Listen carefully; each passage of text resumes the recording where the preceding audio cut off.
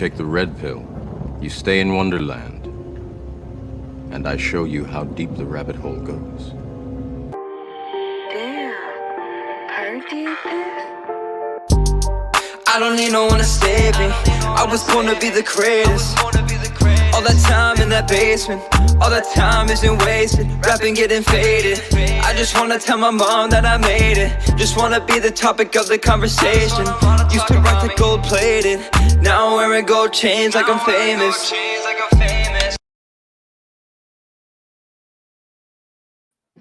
What's going on, everybody? Happy Friday, happy St. Patty's Day to everyone. If you are all going out, I want to make sure that you all are traveling safe, drink safely, enjoy your Friday evening. But before you guys go out, and ladies go out, definitely want to have this great conversation. You see the thumbnail, you see the title, and this is a conversation that really needs to be had. And I think that I found the right person for me to have this conversation with.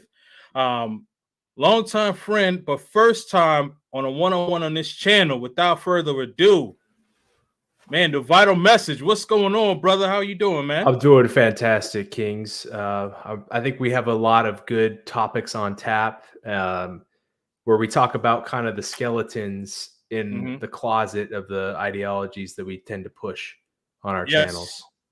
Absolutely. I completely agree with that, man. And first of all, man, I just want to thank you for joining me tonight. I know it's St. Patty's Day, so I know some people are going to be going out later and enjoying, so some people who do work Monday through Friday going to be wetting their whistle with some liquid courage there. Oh, yeah. But before they do, definitely want to make sure that we have this conversation going, But before we do get started, why don't you just introduce yourself and let the people know who you are? Hello, KingzNDreamz audience. You may know me because I interviewed James on my channel. I go by Caduceus. My channel is called The Vital Message. And the bread and butter of my channel is I interview guests, and I like to get their perspectives, their challenges, and how they overcame it in their own life story. And then I bring on panelists that can talk to myself, the guest, and the other panelists, and then we can compare notes and maybe come up with solutions that work for our unique cases. The main idea is that there's people that feel trapped, and I think I would like to have different perspectives, share what's on the menu for men. And I come in with the black-pilled perspective, and I'll be kind of repping the black pill in a lot of these conversation points here. Okay, perfect. So let me just keep you up there. So now, what inspired you to actually start your YouTube channel?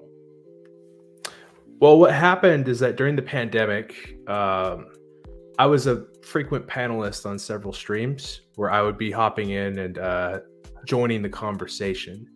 And there were some ideas that I had. I wanted to express some of the ideas that I had in a more in a different way that the other hosts were running their show. Like, I like the idea of interviewing people of different backgrounds that don't agree with what we have to say, because they may have some value that they can bring instead of just sticking around in a black pill echo chamber. And also, like, a lot of people said, hey, we like what you have to say. We'd love to hear more from you. Make the channel. And I also had a lot of fun doing it.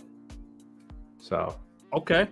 And when did so you started your channel in 2020? Is that when you started it, or that's when you started getting on panels? I started getting on panels in 2020. Okay. Yes, and I created the channel. Started uploading in late 2021. Okay. All right. Perfect. All right. And then so for those who may not know, give your synopsis of what the black pill is. Yes, the black pill, it's very similar to the red pill. The main idea is that both are centered around truth. It's just that I think the black pill disagrees on what the truth is and emphasizes a lot of the areas that are outside of your control. In terms of dating, we think that generally attraction is not a choice, and physical attraction is not a choice, and that it's largely based off of physical features. Initially, the hypothesis is initially looks, because there's not much else you're working on.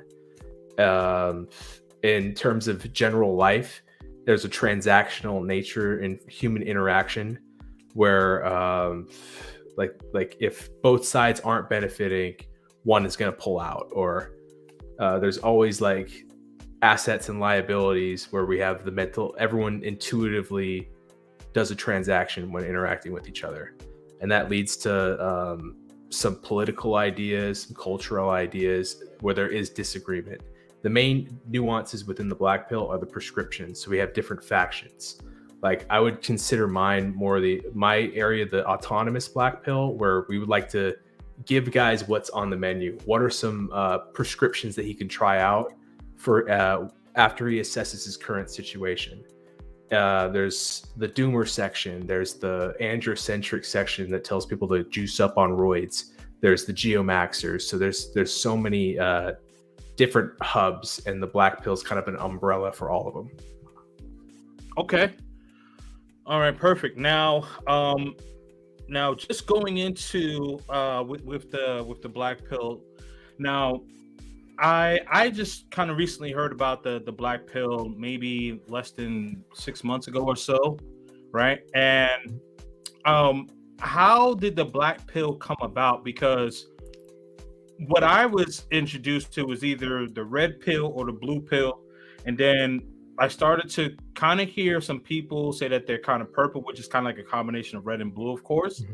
Mm-hmm. And then, as I mentioned fairly recently, I heard about the black pill. So kind of give people, how did the black pill come about from your standpoint?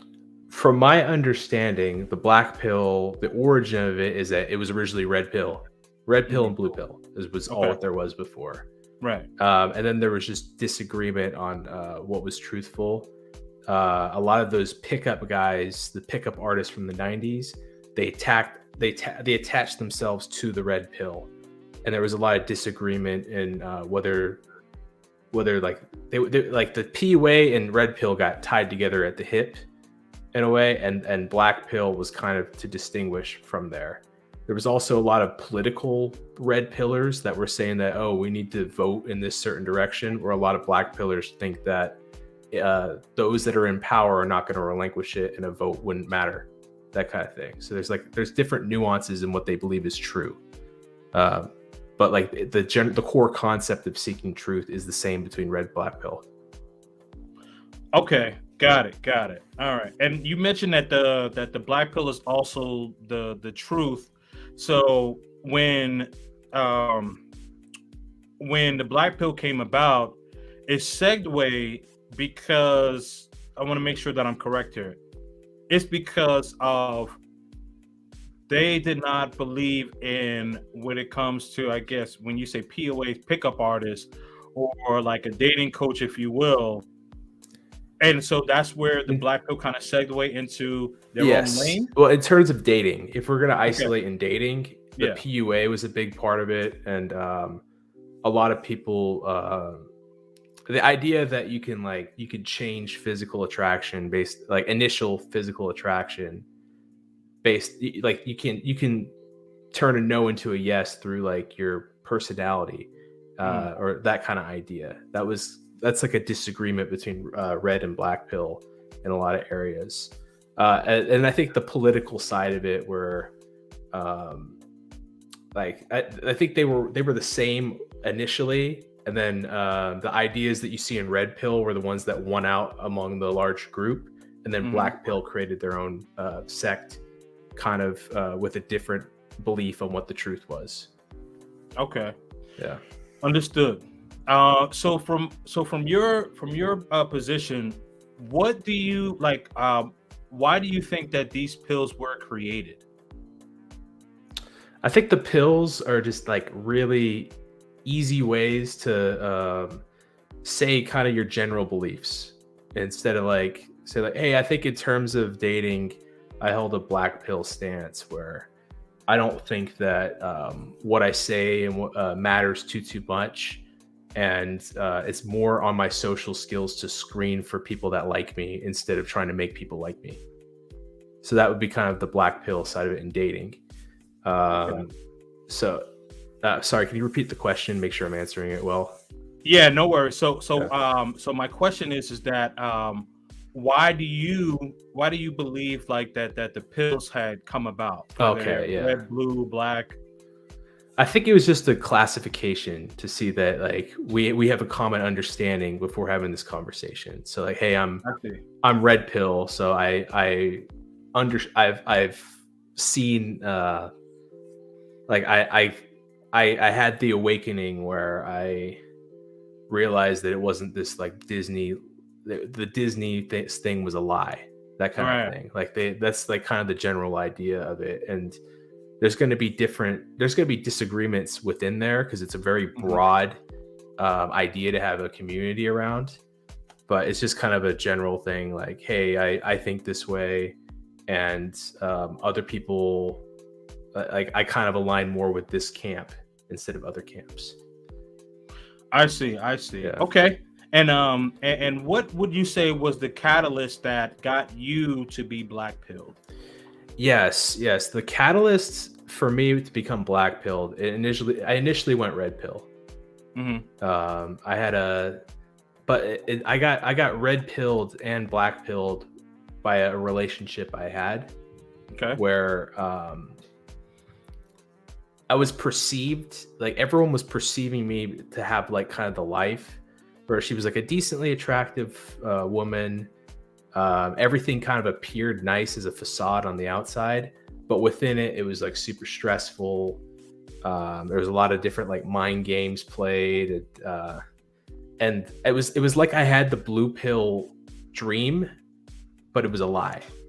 That was kind of the idea, though. Like I had the blue pill dream, and like I could have had the wife and the picket fence like with this woman because I know she wanted to marry me. Mm-hmm. But it would have been a nightmare if I did it because like I know that because I was going to work, I was less stressed on shifts where multiple people died than I was going on a date with this woman. Wow. And I was isolated from my friends and everything. Like if I stayed along the blue pill path, I probably would be miserable. Like it would have been, I might have a family now, but it would have been rough for me. Right. That kind of thing. So like it's kind of knowing that dream that you're sold is a lie, or like you should start thinking about what do you want to build in life instead of going after what other people say you should want. And then it went to red pill, and then when I was like more along the being single, I think the black pill was more applicable to my experience, where I tend to notice that a lot of attraction was kind of upfront in a lot of my dating experiences. And then in terms of like human nature in general, human interaction, I was working at the hospital where I could see that people were viewed as assets and liabilities to the hospital administration, where if you were costing the hospital money, there was an incentive to let that person die. And instead of having the doctors, like you can't tell a doctor to not take care of someone. You can't take a doctor off of a case, but you can sandbag him by giving him less supplies to work with. So, and then I saw like a guy that was about to die once. He ended up living. And the hospital administrators like all went down because he was the top of the leaderboard that was costing the hospital money. So it's like that kind of harsh reality that you're kind of evaluated as like, are you giving me value or are you taking a value away from me? And I kind of expanded that to other areas of my life, and I'm a bit more successful in networking after viewing things that way. Absolutely. I completely agree. And I like the fact that, I appreciate the fact, I don't want to say I like because unfortunately it was a unfortunate situation, but what I appreciate the fact that it wasn't just like romantic relationships. It was relationships outside of that. It was kind of like in your everyday life, your work relationships and things of that sort. And you started to see the reality of human nature. And what I like to tell people on my channel is that people can get for me, me being a red pill guy, people can get red pilled, and in your case black pilled, not just romantically, it can be business wise, right? And so I'm not sure if you remember the year exactly of when you like became black pilled. I don't necessarily remember the year that I became red pill. I think it was over a period of time. Like I think in my mind, the older I got, the more I started to, you know, embrace the reality, right? Because for a while you don't really want to embrace the reality. Um, not saying for all people, but for me myself, like it was kind of like the reality just kept um just kept hitting me in the face, and I was like, okay, you know what, like I get it now. I don't remember the exact year, but it was just different things that was happening. It was different relationships, romantic relationships. It was friends, it was work relationships, Mhm. business, and people, my supporters know that I come from like a promotional background and networking and things of that sort. So I really just started to kind of see how, I don't know which way to put this, but how how self-indulged people can be, especially people want to have their own narrative. And man, you'd be surprised, especially when you're like booking a venue, booking artists, and putting on these events. Like people will try to nickel and dime you. People are cutthroat.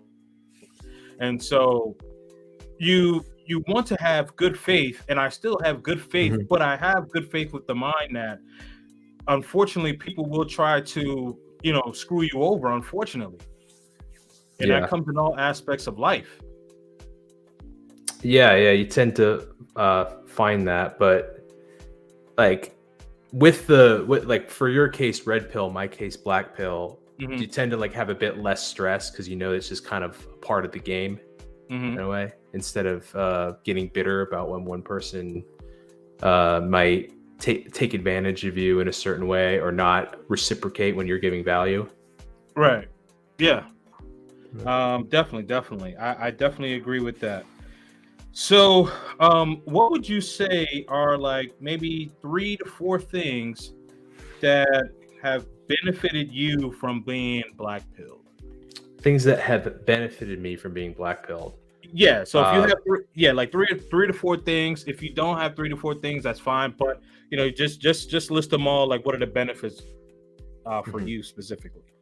Yeah, for me, I'm just going to go back from the human nature component where I know that being able to network has improved. I know that in order to get people on my side, I have to give them value in order to receive value. Because if I'm not providing anything of substance for someone, they're going to go somewhere else for substance. And knowing that, I can build longer lasting business relationships and friendships instead of being completely one-sided or parasitic. And you never know when a friendship or a business relationship will come in clutch down the road. So it's selfish to be selfless is kind of how I view it in a way, because there's a purpose. You can't build your vision on you can't build your empire on your own. You need others to help you out, and that requires you to give in order to receive. So that was the first thing I would say. I became a better networker because I understand that I have to give to receive, and that's kind of how you gain power in a way. The second part with dating, it helped to know that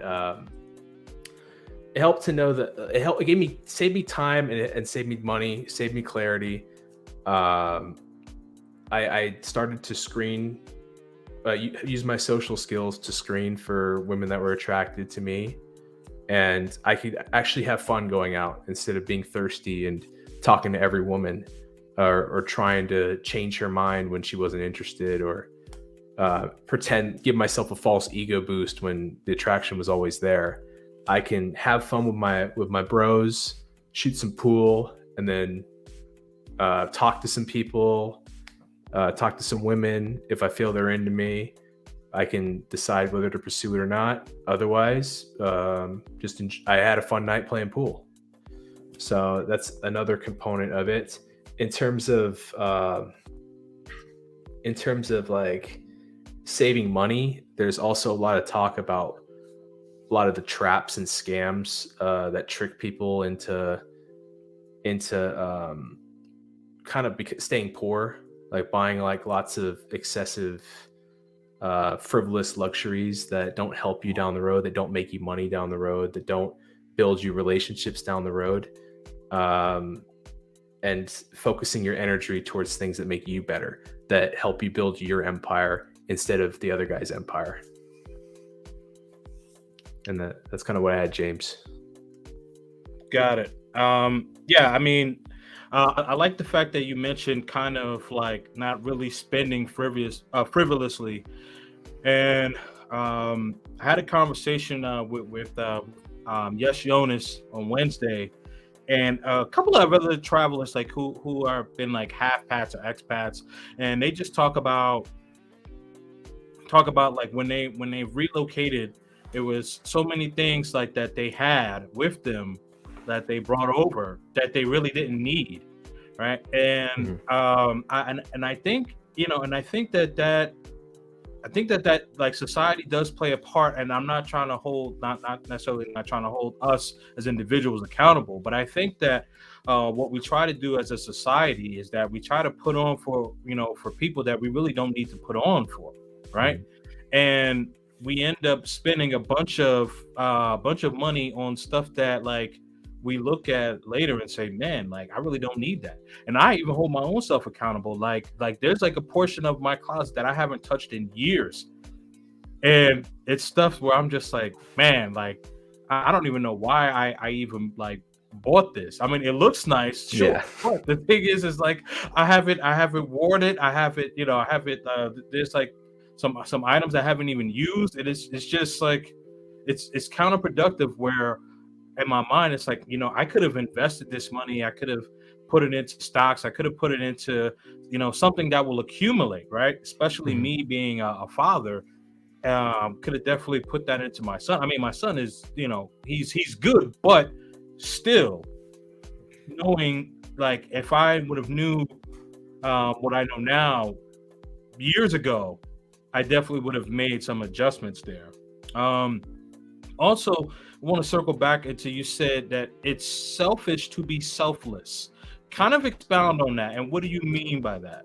Yeah, what I mean by that is that be strategic. Like think about like long term. If you're going to help other people, like every time that you give, you are influencing the world in some way. You're influencing your community, because you are deciding how you're deciding what is going to be built. You are choosing, you're doing a vote of confidence in someone else by investing in them.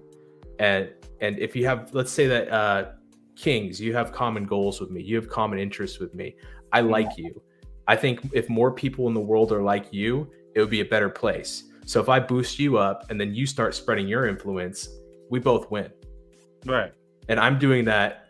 It's selfless, but it's also selfish. Right. I get what you're saying. So you're saying that it benefits you to be selfless. Is that what you're trying to say? Yes. Got it. Okay. All right. But I wanted to make sure that the two correlated, just in case like someone was like, huh, what does that mean? But I completely understand exactly what you're saying, because due to the fact that if I'm able to, like, you're helping me and I'm able to spread my message out and help other people, it's going to benefit you in the long run. Yes, exactly. Got it. Yeah, and the key thing is it's selfless, not foolish. In a way. Selfless, not foolish. Right. Yeah. I completely agree with that standpoint. That's an excellent point. That's an excellent point. Let me just get into the chat really quickly. Shout out to Intellectual Soapbox says, "Let's go." Definitely. Thank you for being here. Knowledge and relationships. Shout out to M3. Shout out to my brother KingzNDreamz. Uncle Guns is in the building. Let's see here. Guaranteed 0 side effects by clicking the like button and comment with us in the chat. Uncle Guns. Yeah, see, I like the way that you use the title. Uncle Guns, I noticed that's on some live streams you do like kind of use the title into kind of like a promotion. So I wonder like if you used to throw events, Uncle Guns, because you sound like you were like a promoter back in the day, man. XL Pro, shout out to you, definitely. I'm always pinning Uncle Guns' like comments up before the streams. Always great. You know what? Actually, let me pin that. That's actually let me pin that. Let me do that right now. Yeah, I just did that. Okay. Oh, wait a minute. Shout out to Life in Haiti with Marie. Hey, KingzNDreamz and guests and everyone in the chat. Marie is back. Okay, Marie, you are back. Hey, Marie, I'm gonna message you so we can schedule that interview and get that going. I hope you had a good time in Cap Haitian. Let's see here. QB Passport Flexing is in the building. Shout out to Kings and Caduceus. Shout out QB. I caught a little bit of your interview with the Flyboy Way yesterday. Ended up dozing off early, and then I came like towards the end of it, but I gotta rewatch it. Let's see here. Yes, definitely make sure that you all are hitting the like button. KingzNDreamz number 35 on the mod pool. Okay, that's cool, man. He's got a whole tool chest of wrenches. Yep. Woody Johnson overdosed on pills. Over. But I like my Yu-Gi-Oh card collection. Oh man. Garden Scientist is in the building. Definitely make sure that you all are getting those likes up. Definitely KingzNDreamz. Yes. Make sure that you all subscribe to the Vital Message. I just checked out his channel. Actually, let me see where we're at now. I'm just gonna segue really quick just so I can see where your channel is. All right. Okay, so you are at 951, but let me refresh it. Hey, you're already doing good work right here, chat. There we go, 952. Okay, so all right, so let's try to let's try to make a push for him to get to 1,000 subscribers. Let's try to do that by the end of this weekend, people. For real, let's try to do that, man. This is definitely a good brother here, man. So definitely. Thank you very much. Support the channel. Vital Message, man. Salute. All right, salute Kings and Caduceus, Sweet Dreaming. Thank you for coming through. Yes, I did, and yes, we have to do that again. Okay, we'll definitely do that, Marie. Let's see. Lots of good conversation over on the Autonomy Discord. Yes, absolutely. I am a part of this Discord. And the link is actually in the description of like where what do you call that? The description of where I talk about like what my channel is about. Yes. So you can also hit the link there, or you can hit this link here for the Discord. So definitely hit this link, and you will get notifications on upcoming live streams, upcoming topics. So it's very good, and it's a very good place to network. So even if I'm not your cup of tea, maybe the Vital Message is your cup of tea, maybe QB Passport is, doesn't matter. But the thing about it is that you have a lot of diversity there, so definitely make sure that you do sign up for the Discord. Shout out to THPP Network. He's been popping off lately. Yes, he has. And I had a conversation with him as well. Yeah, and I had a conversation with him as well. Hey Guns, thank you for catching that, because I was about to say something. But yeah, man, Guns is on it, man. But yes, shout out to the Tip Network, man. He's crushing it. Let's see here. What's his channel name? The link is right there, but let me scroll back up and The vital message. vital message. Hold on, right here, Marie. So the vital message, all one word.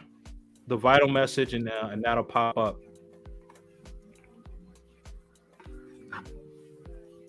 Let's see here. Okay. All right. Back to the conversation. Let's see here. And then what would you say are let's say like 3 or 4 things that a potential black pill guy should be aware of? Yes, I think this was a good question that caught my eye earlier. The number one thing is that your personal experience trumps anything that's said in the community. So like there's often you'll hear about like looks, the idea of like looks theory. Like, yeah, there might be an idea that women might like tall guys with good jaw lines or whatever, but the only way that you can really tell how you stack up with women is by getting out there and experiencing it for yourself, seeing the caliber of women you get regularly, the ones that give you nice looks, the ones that you're able to take home with you, that you have a good time with. That is a lot more valuable. Your personal info is more valuable than what you're going to hear from a face raider like Wheat Waffles. So just your personal experience is better information than what works for the masses, because chances are you're going to excel in some areas and be subpar in others. You're not going to be that milquetoast middle of the pack that's not good enough for anyone.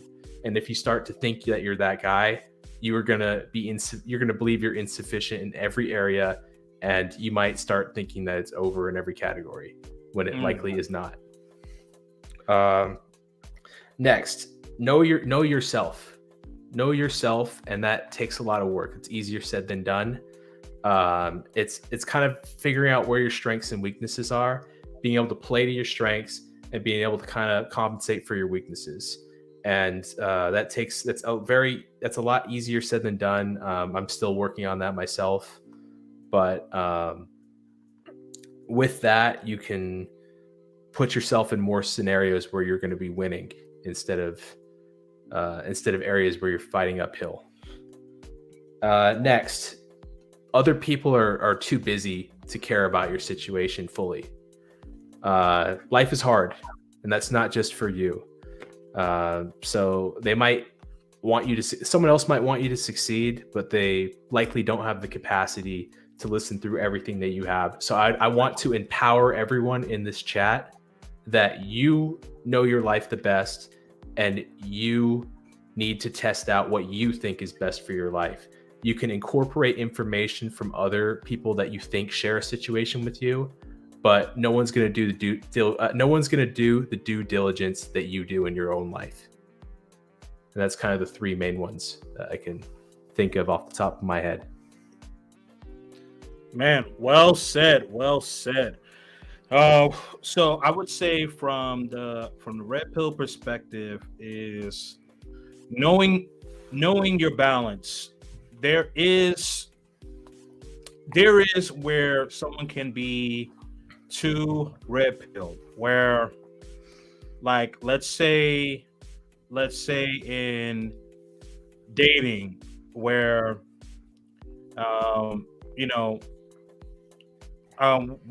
women tend to be not transparent, and it's usually because they don't like confrontation.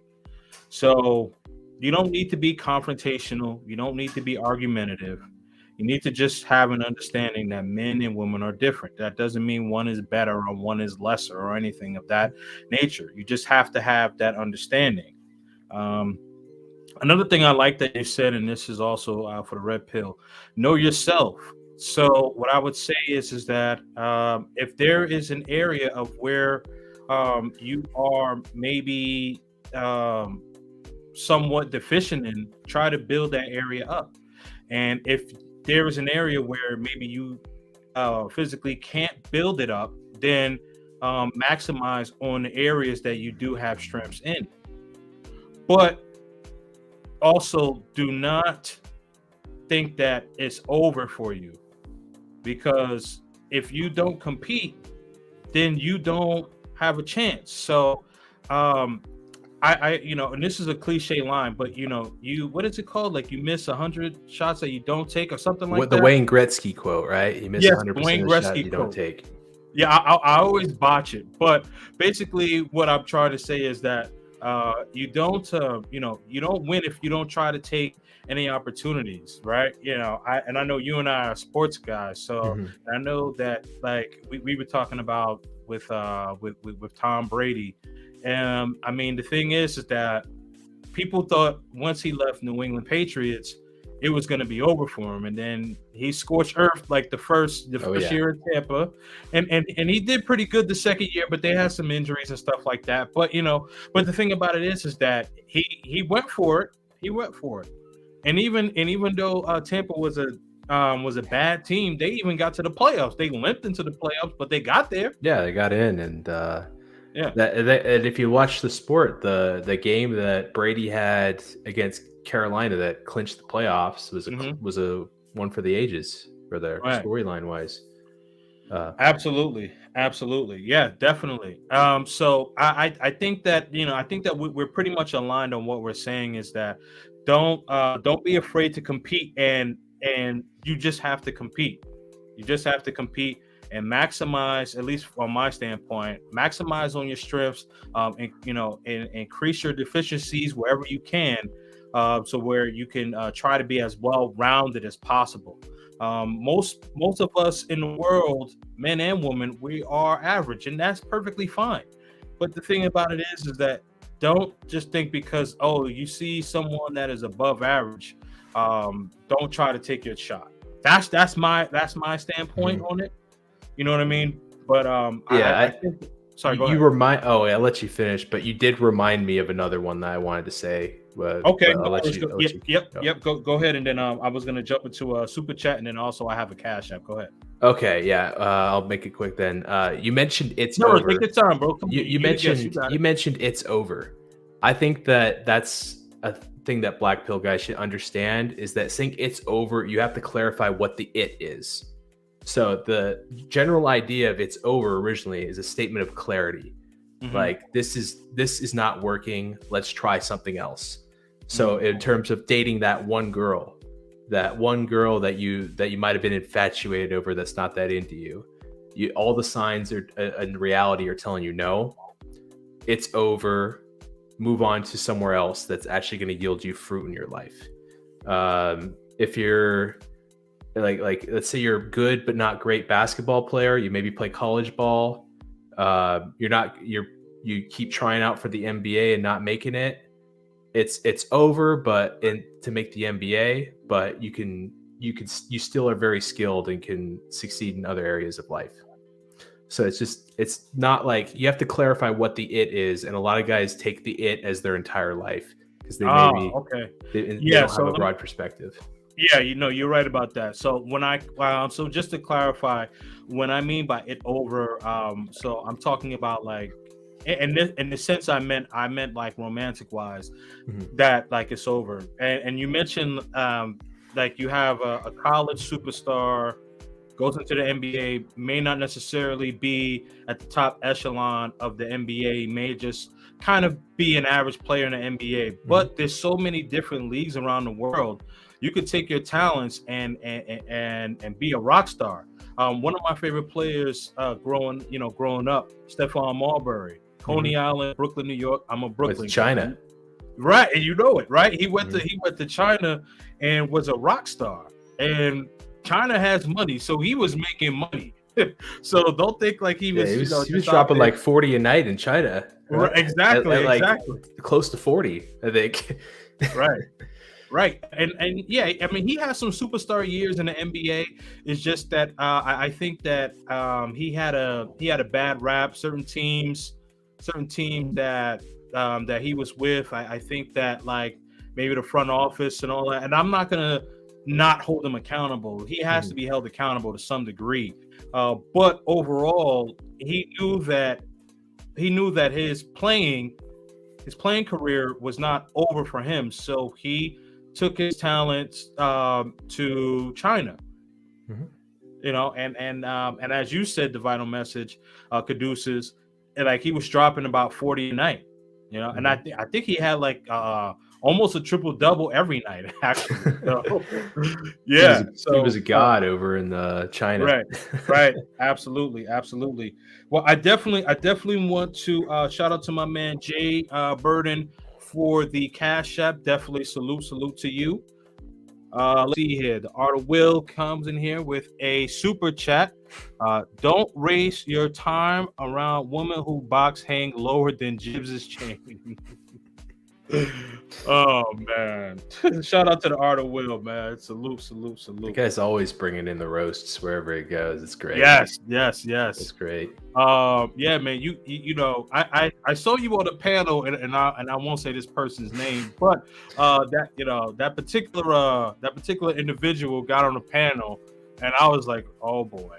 Oh yeah. Oh yeah. Yeah, I said, oh no. Here we go. I was having fun with them. Like yeah. I gotta show some like respect. That guy's a great troll. Like he's hilarious. He's hilarious. Absolutely, man. Absolutely. All right. Another super chat from the Art of Will, and then I'll get back into the questions here. Be aware of women who drop more eggs than a clumsy nerd who drops taco shells working at Taco Bell. Oh man. All right. So, thank you for the super chat, man. Appreciate it. All right. Now, what is Black Pill Doom? Yes. I come from the belief that every community is going to have its miserable group that just wants to bring everyone down. Black Pill Doom, it's kind of the Black Pill equivalent. I call them Black Pill Blues. It's kind of the equivalent to Red Pill Rage, where they might think that their whole life is over because certain things aren't available to them as easy as other people, which I think is very toxic for a guy. I think it's often based off of lack of experience and without really investigating where they stand in life, what they're strong in. They don't know themselves well enough and come to a premature conclusion based off of widespread data in a lot of areas that statistically may be true. I think an additional component is that you have a victim Olympics going on where you have people gaining some form of pity or status in being the guy with the hardest chances in dating, the guy with the worst odds, with the worst break.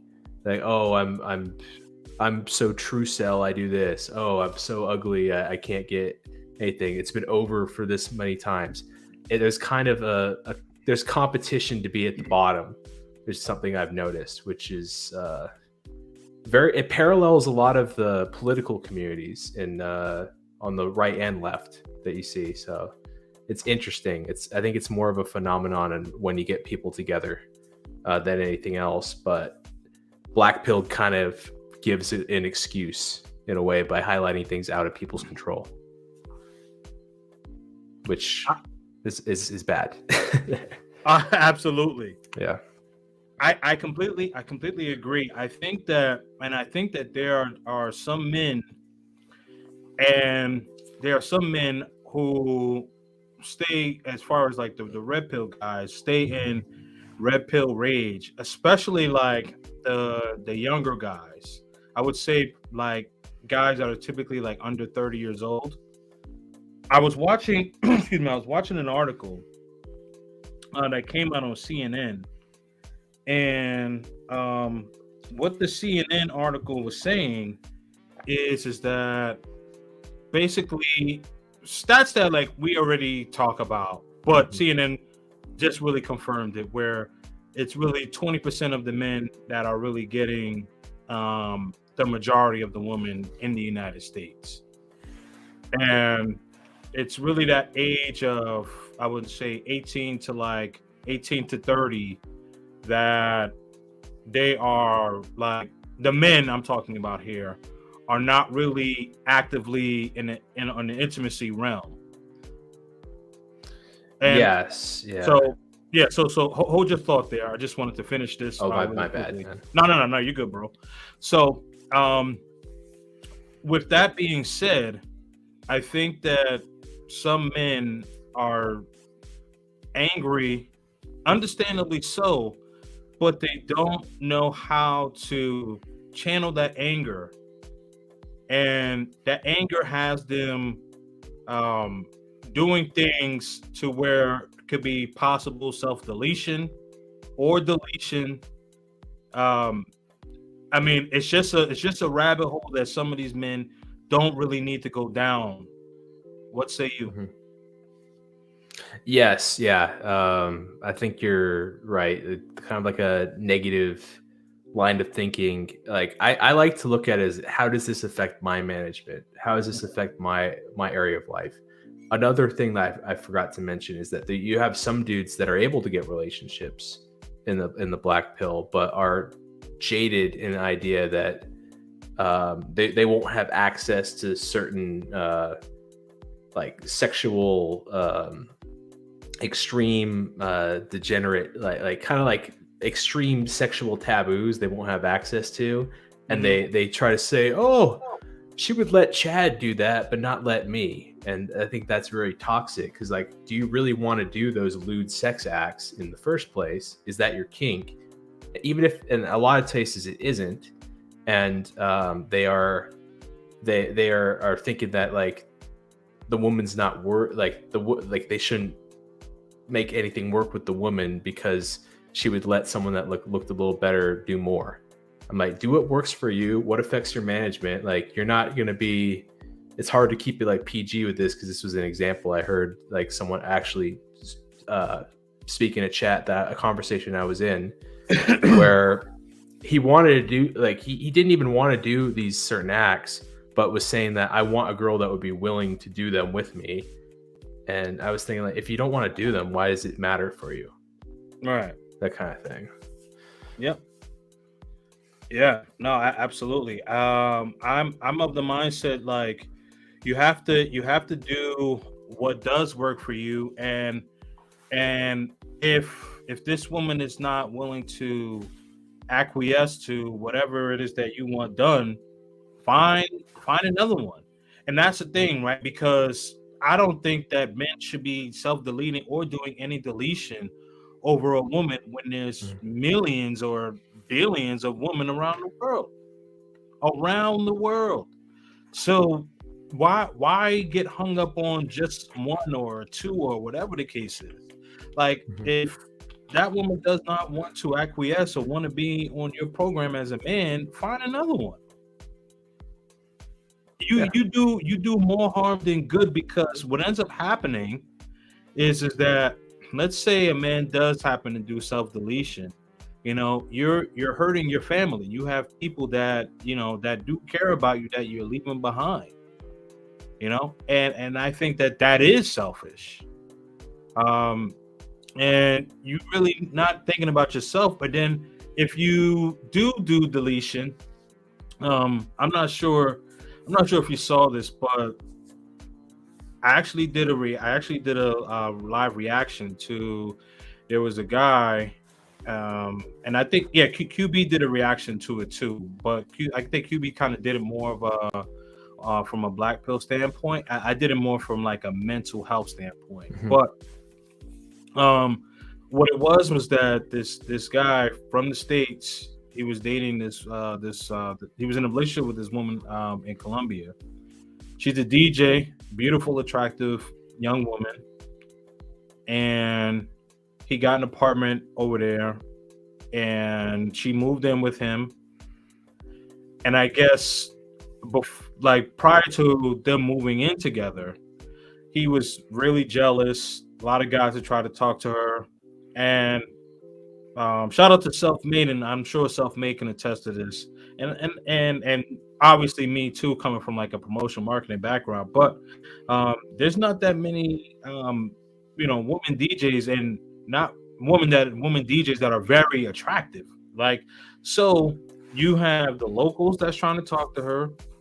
You have, you have guys coming from all over the world to Colombia. So they see her, they're trying to talk to her. You know, she's popular on social media, all of these things. So she's gonna get a lot of attention. And you should have known that when you got with her. You met her as a DJ. So you as a man, you have to hold yourself accountable because you knew that she was popular. Because that's just like, if Tom Brady was with Giselle and he told Giselle not to model anymore or whatever, like delete all of her social media, she's not going to do that. You met her doing that. Yeah. You know what I mean? So, and I think what a lot of guys get messed up here. Actually, let me finish my story and then I'll get to that. But so anyway, they ended up moving in together. They got into some big argument. He deleted her, and now just to find out he actually had a wife and family of his own and kids. So now he's in jail for the rest of his life. Now both families lose because he lost his, kids no longer have a father that can raise them. The guy's parents no longer are able to see their son unless they actually go out to see him. And he's in jail, I think somewhere in Guatemala or something like that. Right. Then the woman, her family's not going to be able to see her because she got deleted. So it's just this domino effect that could have been completely avoided.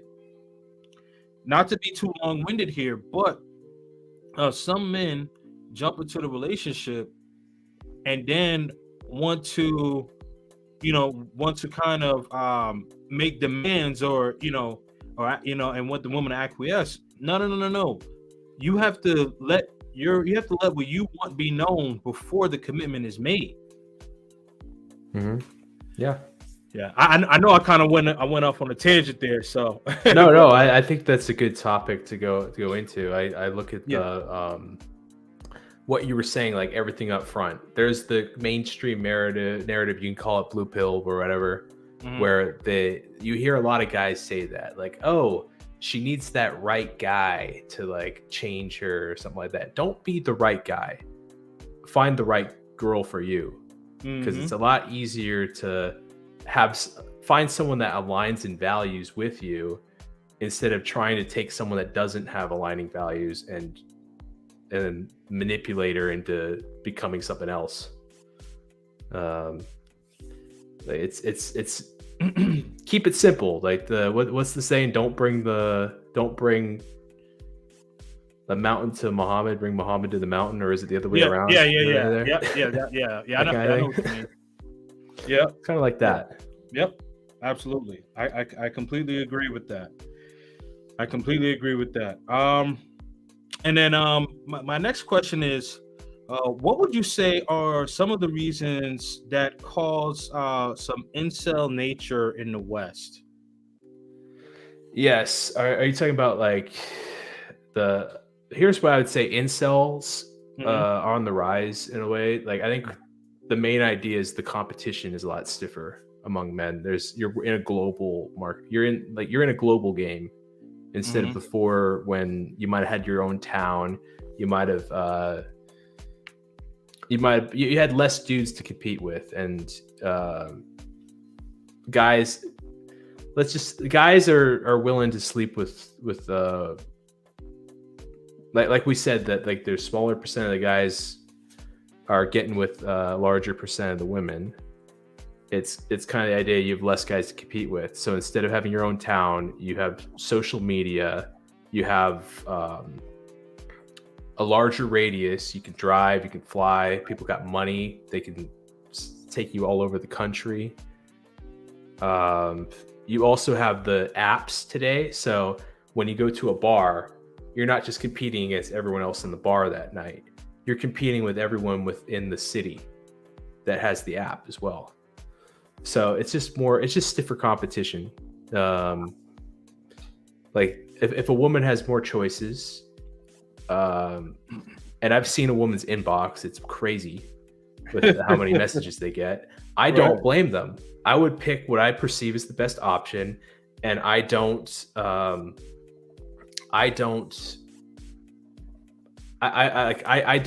fault them for picking the best perceived option, because are you really going to know someone's personality right off the jump? Are you really going to know their values off the front, or are you just going to think, hey, this guy has intrinsic value because I think I like what he looks like, he has stuff going on for me, and he does something for me that I can't explain. And in terms of like the guys themselves, there's a lot more isolation. A lot of guys aren't living lives, so they don't really know where they stand. They don't know themselves, and they're amorphous. So I think that's the part where a lot of the incels can change within themselves to increase their odds. Know their situation and talk to people who have been through similar situations that may apply to them. I say treat the world like your lab, and I think a lot of people are living life passively. I completely agree with that. Definitely I agree with that. I would say this. I think that one of the reasons is partially because of, I think that there is partially of the Me Too movement, and then also I think that the internet has also made some men, not all, but they've made a good portion of men lazy, and they are just quick to just get on a computer or get on their phone, get on an Instagram or a Facebook or a TikTok or even a dating app, a Tinder, a Bumble, all of these apps or whatever, and just basically just do everything virtual. And I do think that virtual does help, but I do think that there is a hindrance to it as well, because I think, and I can only speak for myself, but most of, like, pretty much all of the serious relationships that I've gotten into, outside of the most recent one, I've met these women, like, face to face, prior to knowing if they had social media and what have you, just being out and about. And I think that some guys are just lazy because they use the social media and dating apps as a crutch. What say you? I think that is a case in a lot of areas where it is used as a crutch, but I wouldn't say that that's shifting the scales much for the incels, for the crutch component. Okay. I think the area, the other distractions that they could have, where they might not have as many opportunities to meet women that they used to, it could be self-inflicted. They could have like an addiction to they could be chronically online, not interacting with people in general, and that could be dropping their opportunities. But then again, we have the competition component where when you go out in public, you're not just competing with the people in the room, you're competing with like everyone that she's seen on the app as well, if she has an app. The crutch component, I would say, for guys that do moderate to decent success on the app, where they don't want to go out because they could just have women, they can meet at a bar close by, or straight to their own place. So it's, I don't know, there's a lot. It's kind of tricky to isolate one component to it, because I think it's multifaceted. I do think that it is multifaceted, right? And I agree with you. I would just say that I do believe that it is a component, because one of the things that you mentioned, right? You said that, like, if a guy is just pretty much on the internet all day, and that's why I was saying, like, some of these guys use the internet as a crutch. Mm-hmm. So like, you kind of proved my point there. Not saying that we're debating it, but I think we're saying the same thing. But I'm just adding, because I don't want to just be hyper focused and say the internet is like the only reason, or the Me Too movement is the only reason. That's not what I'm saying. What I'm saying is that those are some of the components, if you will. Yeah. I think where we like I maybe had a misunderstanding is I thought you were talking about like dating apps on the internet instead of just the internet in general. Yeah. Okay, yeah. So I was talking about the internet in general. So I think we agree. Yeah. So what I was saying is that like they use the internet as a crutch. So it's like, oh well, why go out and be social when I can just basically lay in my bed, have my phone out, scroll on Instagram, go on Tinder or go on Facebook or Snapchat, all of these different apps and dating apps and internet in general, and just see women. And I'm not saying not to use that. What I am saying is that like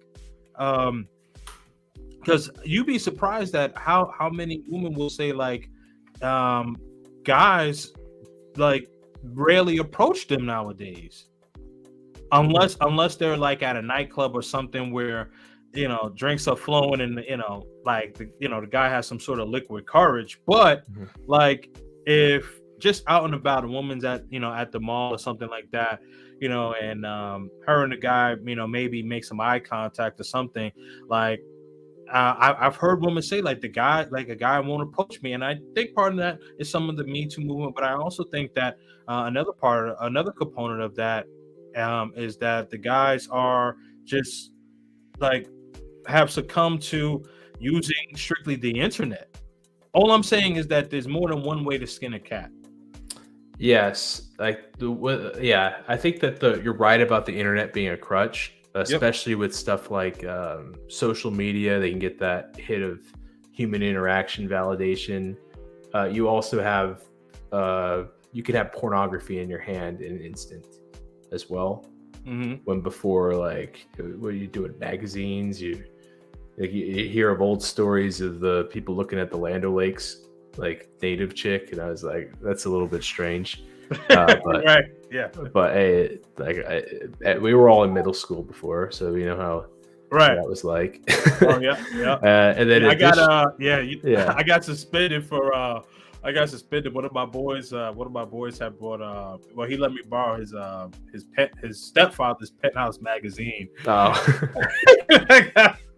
Yeah, so me and my boy got caught with it, man. I was like, passing around the classroom.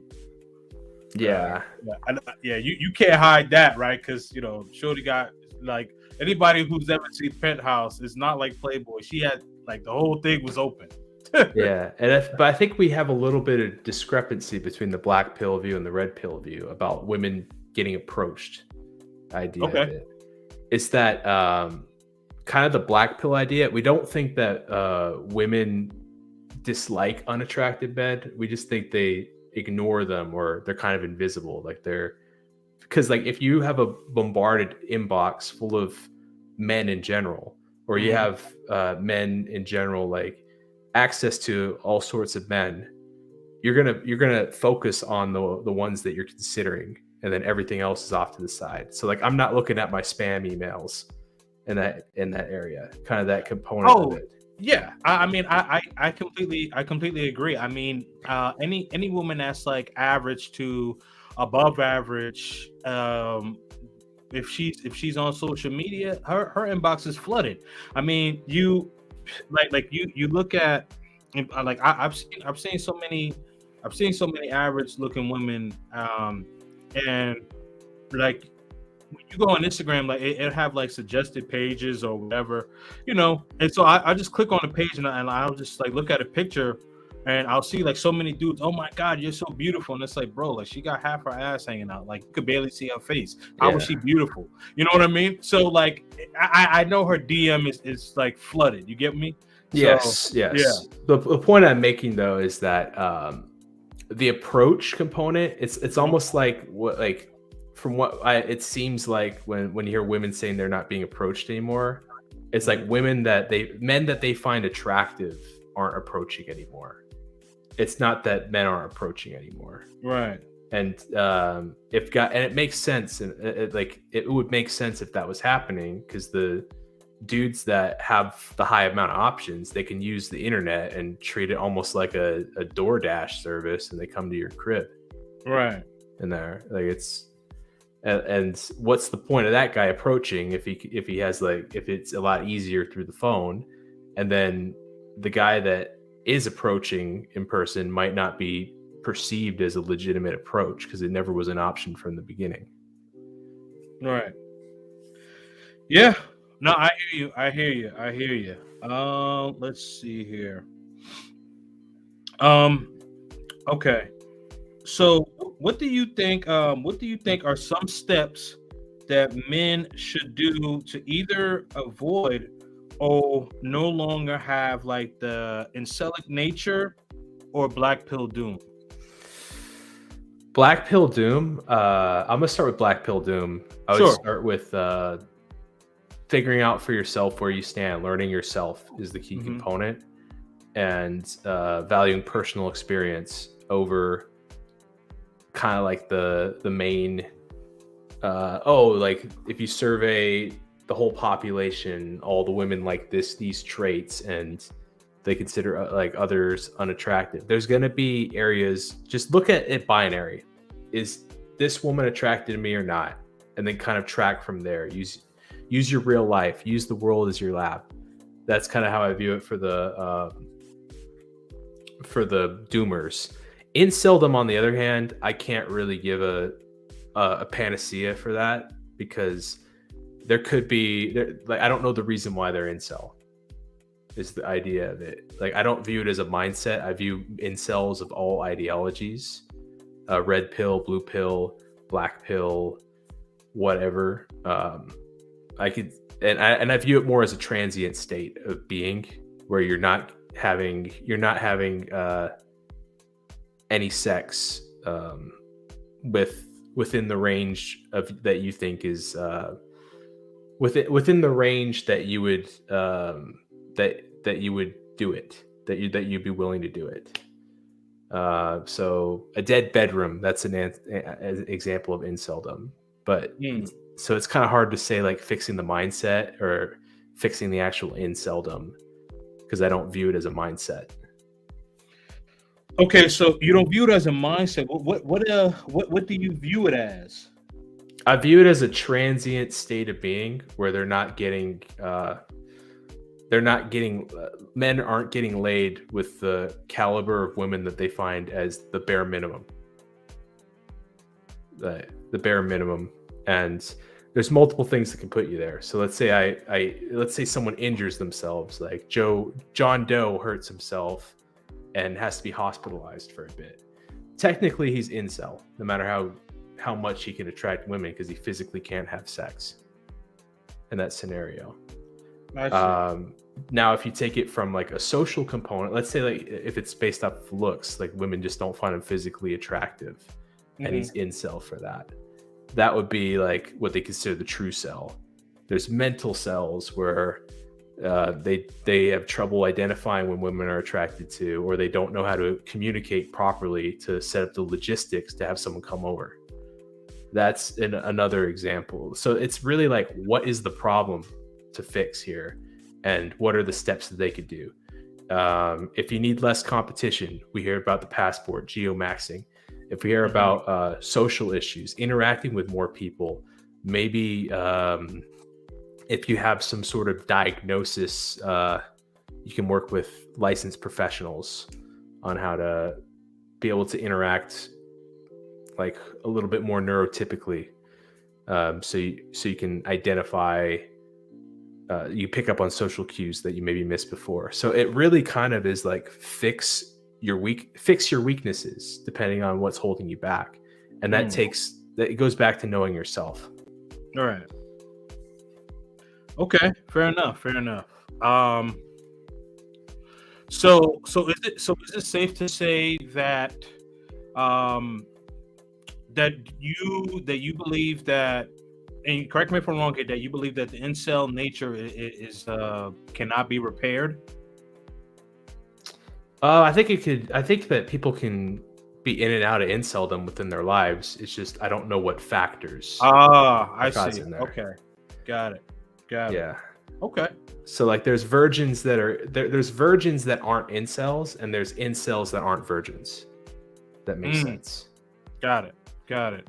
So basically, it's so now I understand what you're saying. So it's one of those things like you can kind of go in and out of it, whatever stage of life that you're in. Yes. Got it. Got it. Okay. And so I'll ask this other question here.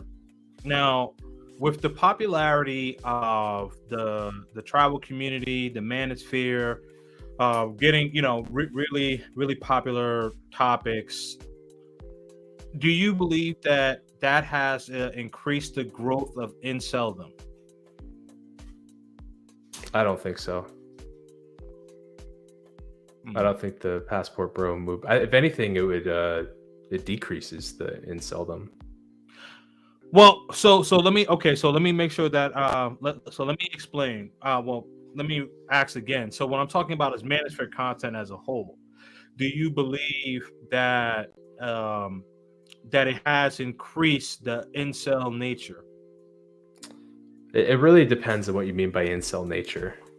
So what I would say, right, like for an example, Fresh and Fit, regardless of whether people like Fresh or Fit or not, the one thing I do like about them or respect about them is their work ethic. Like these guys work their tail off, right?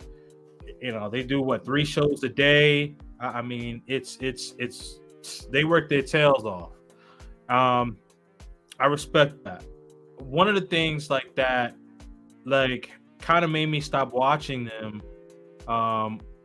Was one because their guests got too rowdy, but also their chat. I couldn't take it. Like I was just seeing a lot of angry men in the chat, and they just had I guess what you would call a black pill doom or a red pill rage, and that's just something to me. That's just something that's not conducive to me. I mean, because even though yes, you call me a red pill guy, I don't believe in everything in the red pill. There's some red pill channels where I'm like, no, I don't believe in what this guy is talking about. There's some red pill guys that are strictly not for marriage whatsoever.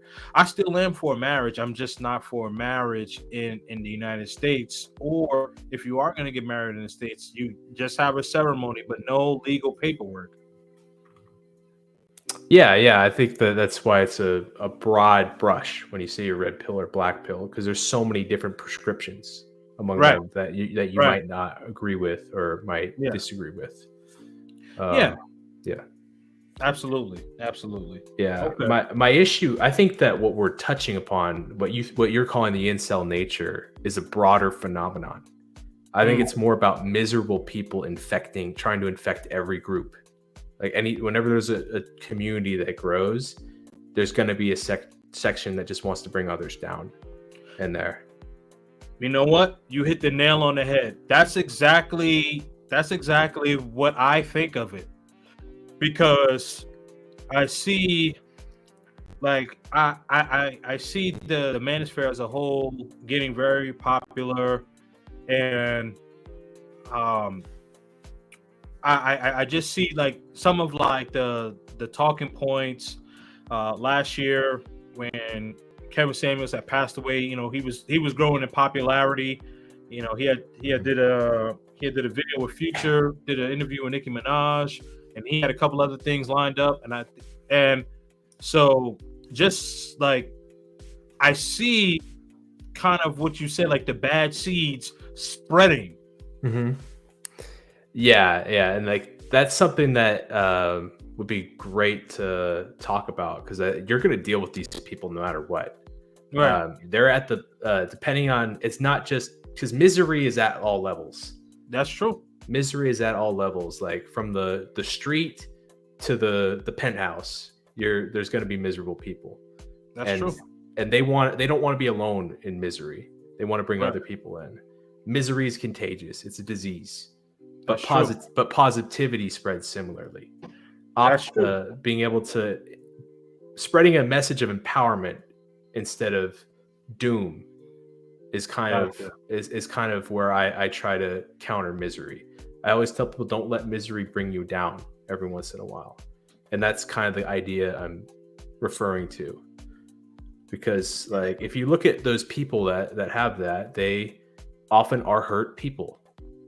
They're often hurt people that instead of taking because it's a lot harder to fix your wounds and become a better and step forward and rise from the ashes than it is to dump your issues onto other people and drag them into the pit with you.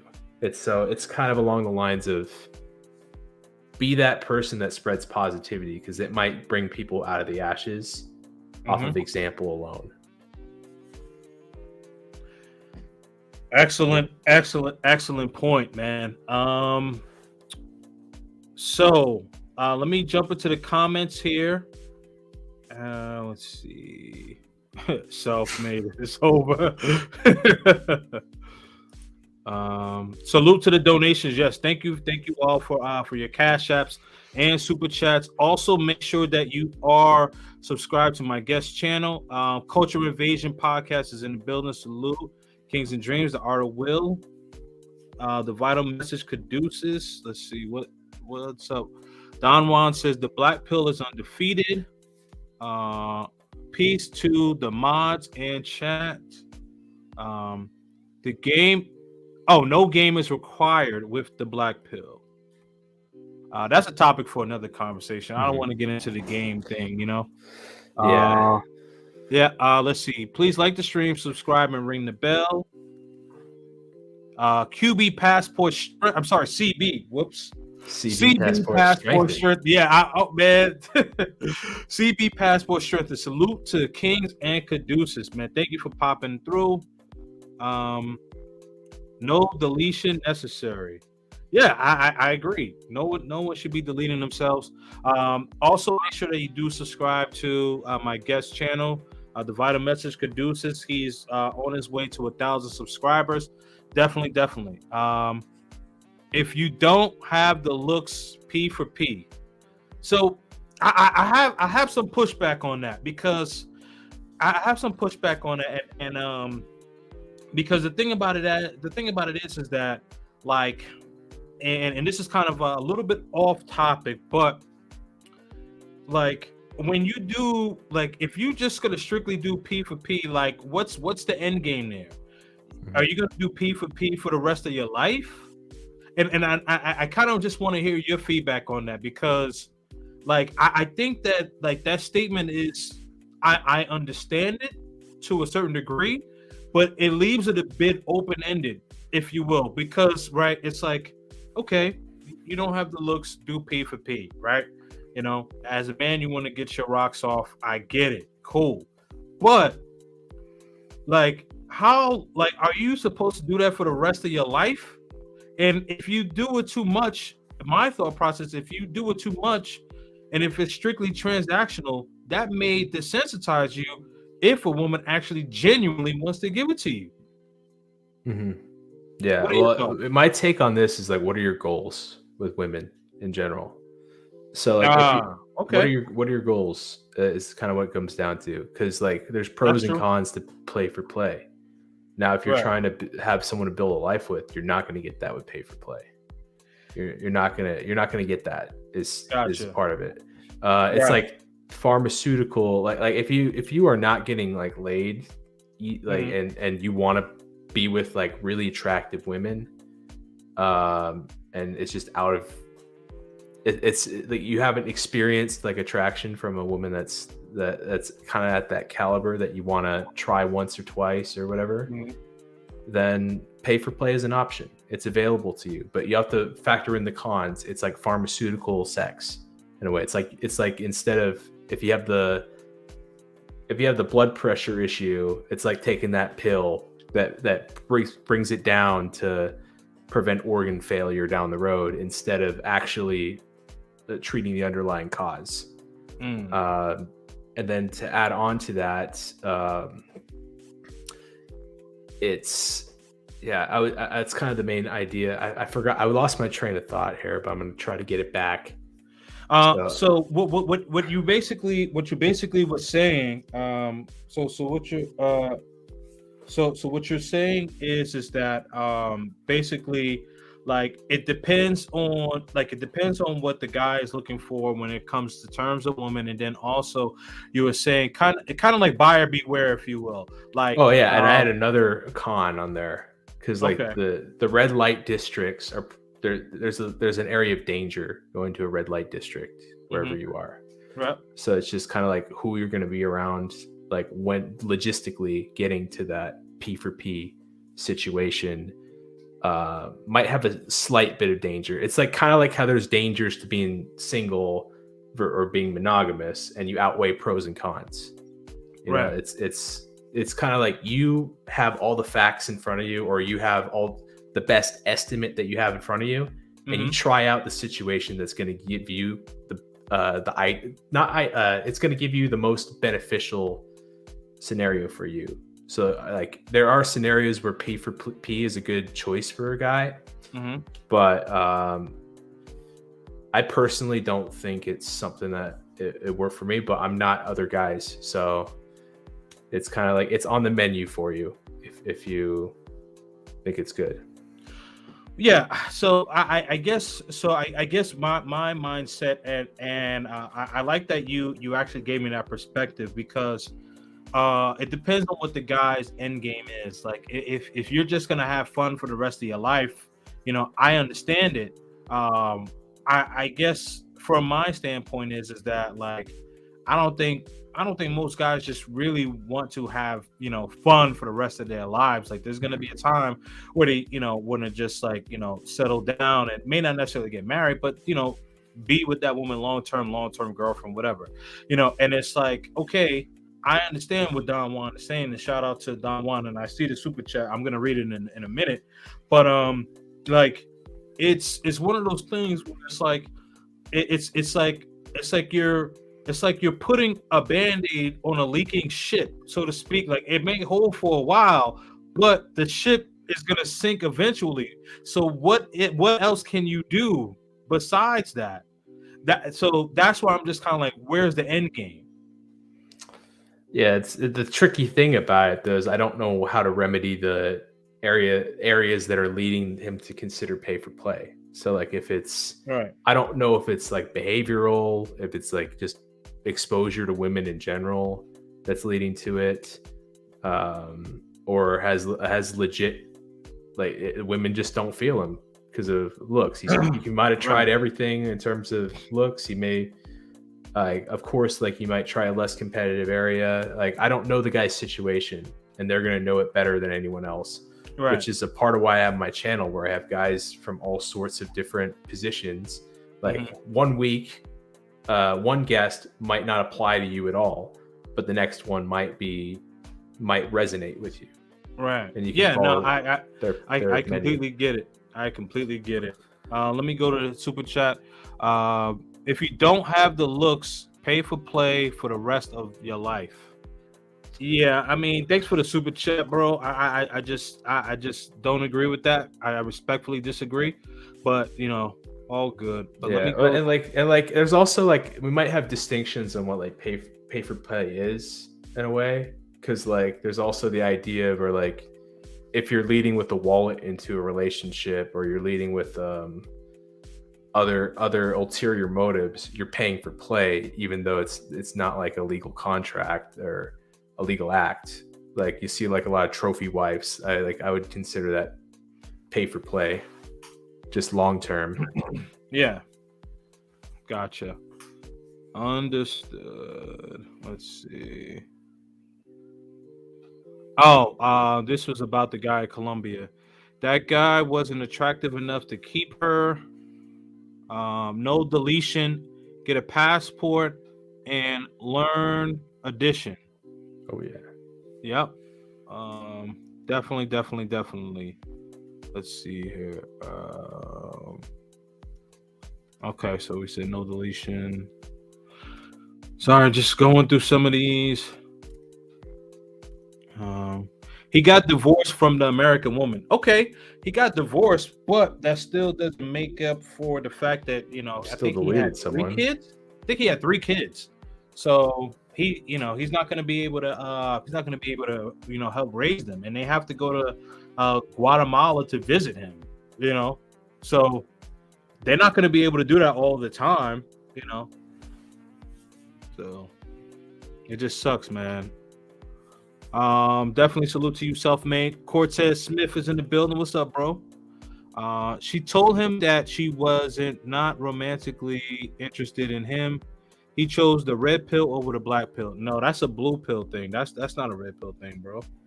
But I don't think that she told him that she wasn't attracted because she moved into his apartment. A woman's not gonna move in with you. Like he basically deleted her while she was sleeping. Yeah, Yeah. It's also like not evaluate, like you're not evaluating your own situation. Like, what's your life beyond? Like, this goes south with this woman. What other options do you have forward? It's probably not your whole life is over. Yep. I like to call it batch dating. You date within your batch. Okay. Rejection. Let's see. Definitely join the Autonomy Discord. Shout out to Selfmade for posting the link. Uncle Guns did post the link. Also, I have the link in the description of my channel, so definitely make sure that you post that link. Click the link and join the Discord. Let's see here. Cortez says, ironically, women are choosing a lower class of men that they did years ago. Any response to that? I would say, like, what category it's kind of hard for a guy like Cortez to, what Cortez might value might not be what the woman values. Like, I see. It's kind of open-ended, right? Yeah, it's open-ended. It's like what you value, and emotions unfortunately play into a role here. Like, there might be disagreement among other people, even within the black pill. My general idea is that I think most people make logical decisions. It's just we value things differently, and it's hard to make. The emotions are in that mix. They're in the equation, in assets, liabilities, tipping the scales. And we make a lot of these decisions intuitively. So whenever something seems illogical to me, I usually think it's more of a lack of understanding on my end than them being illogical. Understood. Even if it's deleterious towards their life. Right. Okay. Let's see. If you're average or overweight, you will struggle. Uncle Guns, Self-Made, and I own the Manosphere. Let's see. Charles Jones is in the building. Says, "Yo, men are lazy by choice. Men in the West, sure, definitely men in the West. A cold approach doesn't work if she's not interested in you. I would disagree with that. Correct. Chad and Tyrone can get the woman to their place instantly with dating apps. Shout out to Razor Rays. Razor Rays says, just sub to your guest. All right, that's what's up. Okay, man. Listen, man, we can do this one sub at a time, but I just want to make sure that that the vital message comes on my channel and he gets subs. So don't play my boy, man. I appreciate you, Razor Rays. Yes, Razor Rays. Autonomy Discord. Yes, absolutely. Just correcting a previous one, I think. Oh, okay, I got it. Let's see what Cortez is saying. Me Too movement has nothing to do with it, to be honest. Okay, fair enough. No, that's not true. Women get approached daily. Women are saying that, but I don't believe the woman. Okay, these guys are talking to each other. If you have the looks, you can do well online and face-to-face interactions. I would tend to agree on that one. Yeah, I agree. Cortez Smith, women probably get approached now more than ever. They just get upset when one Chad doesn't see them. then they come out and say men don't approach. You know what? That may be true. Nah, Black Pill states that women hate unattractive men. I don't think that's true. I don't think they. I don't think they hate them. I think they nothing them. If that makes sense. Well, I mean, I think that. So I think that this is a red pill truth as well, because the thing is that like, most women don't notice most men. As I mentioned with CNN, they said 20% of the men from ages 18 to 30 are getting the woman. And they have the stats to prove it.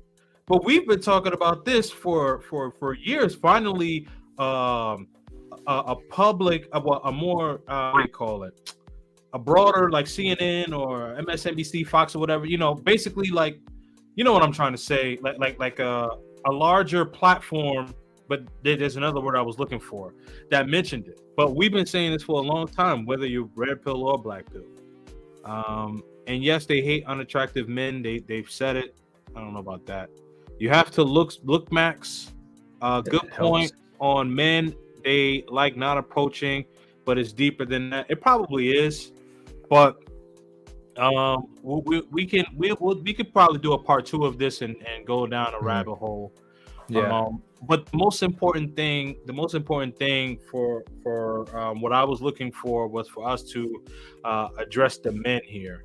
If a man she likes approaches her,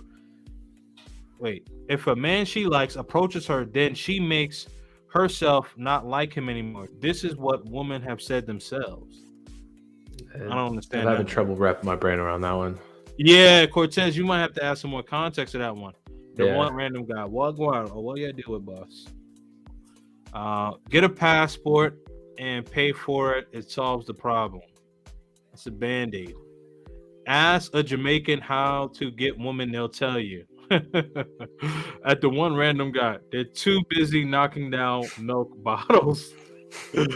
Okay, I understood that one. Well, sometimes I don't be understanding what you be saying, but I understood that one completely. Yes, join the Discord. Chat is getting lit tonight. Yes, dating coaches have increased the incels. Definitely subscribe to the Vital Message. See what the article is saying. You need to learn game so you can learn how to. Oh, come on, man. Yo, oh man. My goodness. You can't. If you can attract women, play for play is the only option, Kings. I've been lied to by the red pill. I mean, see, but just kind of what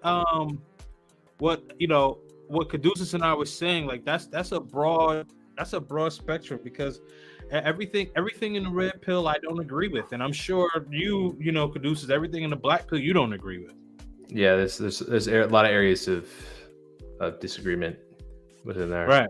Yeah. I'm just of the mindset that I take what applies to me, and the rest I just Yeah, there was a great quote that I would hear all the time in the emergency department. Typically when a med student was rotating in there, how does it affect management? So like you hear all these like history, physical, the student knowing like all those zebras in the book in medical school often would suggest all these tests that would figure out all the craziest diseases. And then the emergency doctor is like, our job is to figure out, is this person going to die today? So if I order some tests that takes 2 weeks to come back, how does that help me? I can't change anything by getting that test. Right. Yeah. That's kind of the idea of it. Like how does this new information affect how you live your life? And if it doesn't change anything, keep living life the way you're living it. If you see an area where you can better yourself. Exactly. Perfect analogy right there. Where's Men's Lux Magazine? Checking in KingzNDreamz. Shout out to Where's Men's Lux Magazine. He's out in Cali, Colombia right now, holding it down. Right, Kings. I don't believe she told him that. I think guys are making assumptions based on how American women think. I completely agree with that. She would not have a move to his apartment, and say like that she's not attracted to him. I think that he just got fed up because probably her phone was getting blown up or whatever the case is, and also to add to that story, her best friend, I guess he gave her best friend like $1,000 US, but it hasn't been discovered what it's for. But also, I haven't checked back in that story, so this is probably over a month ago. So I don't know exactly what happened with that. But I highly doubt that she said that she wasn't feeling him and he just deleted her like that. I don't think so.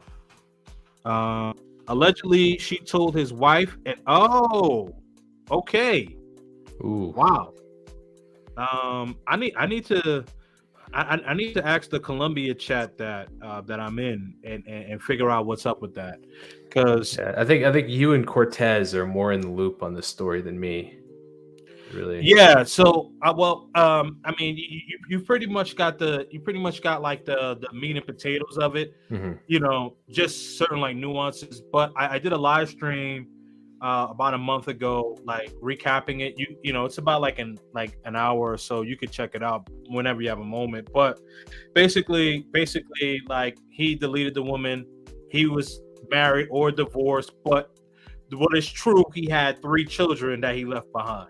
That's no matter whether he was married or divorced, what lays true is that he has 3 children that he left behind. He was trying to go to Turkey because Turkey doesn't have extradition. He got caught in Guatemala. Oh man. Yep.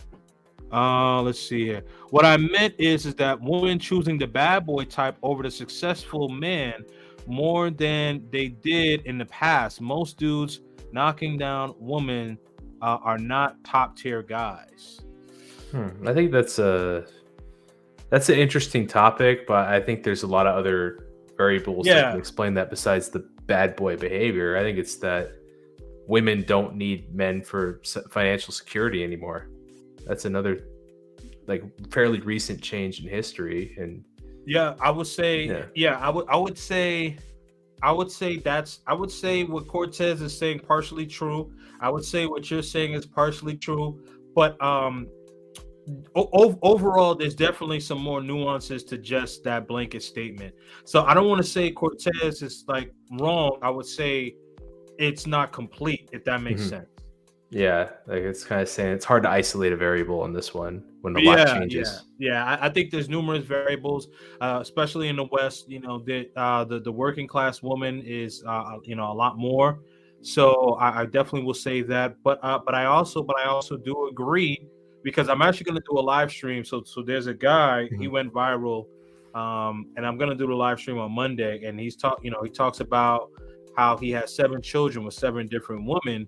And he tells the woman prior to them getting pregnant that he does not want to have any children with them, and they end up having the children regardless. So it's like they know that he's an F-boy, but still allow this F-boy to, shoot the club up, and So it's like, so I'm gonna do a live stream about that. It's kind of like a chicken and the egg type of thing, because is he a bad boy because he has the options and can and doesn't have to like kind of compromise as much, right? Or does he have the options because he's the bad boy? So it's like a chicken and the egg. I think the black pill would probably lean towards more that he had the options because he was physically attracted and ended up had more liberty to be the bad boy, while the red pill might have people on both sides of the fence on that one. I'm definitely on both sides of the fence of where I would hold him accountable, but also first and foremost I would hold the woman accountable, because the woman, they're the ones that bring the children, they're the ones who bring the children into the world. So it's like, if you know that this guy is messy, and he clearly has stated that, hey, I don't want to have children. I'm not gonna be in these children's lives, you know, like you made that decision, but also him, he needs to be responsible as a guy. Like it's like, all right, like after like child number 2, it's like, all right, dude, you're doing enough. Like now it's like, yeah, it's like you went up to 7. It's like, whoa. Yeah. Let's see here. Sorry, go ahead. Yeah, I was gonna say I've seen like again more like hospital stuff. Like if you work in healthcare, I think that ages you years. Just kind of like you get the fast track towards red pill or black pill. I think if you work in a healthcare setting. No, I see. Just yeah, that what you see all the time. Yeah. Well, I mean, the thing is that you know, it's because you're dealing with reality. You're dealing with reality. So there's no Disney fantasy where it's like if a woman is in a coma and you know what I mean, like you give her some magic potion and she's just gonna wake up. Like that's not going to happen. Instead, like, oh, they're unconscious, their heart stopped, let's just break up every rib, shove a tube down their throat, they probably had a couple strokes in the process, and then they're sitting in the ICU for several weeks. It's not that, oh, you saved me, thank you, and then walks out that you see in like a lot of the movies. Right, exactly. Yeah, exactly. Let's see here. King, she said in Mexico she wasn't into him directly. He tried to force attraction and then deleted her. I haven't seen that she said that, because here's the thing. He met her parents. He met her parents for Christmas. You know, he met her mother and her father. So I don't. You know, maybe there is a story that says that she said that, but I don't like. I'm not saying that you're lying, Don Juan. I'm saying that I just don't believe that, because no woman is going to introduce a guy to both of their parents and move in with the guy, because she was living with her parents. Then she moved in with him. So there's something amiss there. Yeah, I don't know. I think like again, there's ulterior motives for everything. I just don't have enough information to really assess what's going on. Yeah. Absolutely. Let's see here. I know it's hard to understand, but it's crazy. LOL. Woman made TikTok saying they get turned off instantly when an attractive man gives them attention. Yeah. Well, when you give a woman too much attention, absolutely. Yes, that is a deeper conversation than what you said earlier. I just simplified it a bit. No, we get it, Cortez. All good. By bad boy, I mean a guy who's lazy, kind of a party dude. That's partially what I mean. I've noticed that women are purposely dating men who are physically just lazy. Yeah, absolutely. It's an interesting dynamic to explore. Like, no, that's You know, I definitely think we should do a part 2 and kind of, you know, deep dive into that. But again, today we wanted to address the men. So we went over the 90-minute mark, but I wanted to thank you for coming on, and then also just kind of give your final thoughts and let the people know where they could find you, my brother. I first want to thank KingzNDreamz and the chat for welcoming me to the channel, and I hope that whoever's watching this got value today.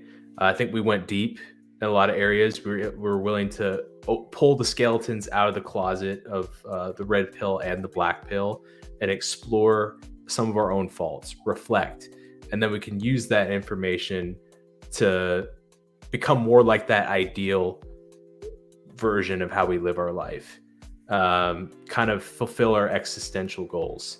And if my channel, I do interviews, I occasionally do other side projects. I'm working on a new type of stream called the Banterverse, where myself, guys like Self-Made, Rishi, Uncle Guns, Minka, and several rotating guests will talk about different issues, current events, funny stories we've heard, The idea is that we might get sidetracked, go on tangents, but it's all going to be fun and informative. And you can find me at The Vital Message. I go by Caduceus, and I would love to see all your faces in my chat. Boom. Thank you so much, man. Appreciate it. Let's see here. Final thoughts. Well, first of all, I definitely want to thank The Vital Message. Shout out to Caduceus for coming through. And I know that you're a busy guy, so thank you for coming through. Thank you for having this transparent conversation. And I believe in having transparent conversations. I believe in holding men and women both accountable. Men, we definitely have to hold each other accountable. And the thing about it is, as I mentioned in full transparency, like all red pill or black pill isn't good pill. So there's going to be things that you agree with, and there's going to be things that you disagree with. You know what I mean? So what I would like to just say is that men, continue to be the best versions of yourself. Continue to get out there. Continue to grind. Your dating life is not over. Your social life is not over. Your work life is not over. Continue to work at it. Continue, find a wolf pack. Find some men, quality men that you can confide into.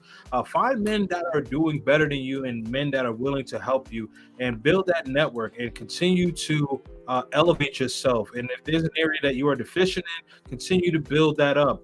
And if you can't build it up, then focus on the strengths that you do have, but maximize, and definitely do not stay stagnant. Stay on your purpose, and whatever pill that you ascribe to, whether it be a red pill or a black pill, purple pill, whatever, chew the meat, spit out the bones. Stay purposeful, and I'm out. Peace.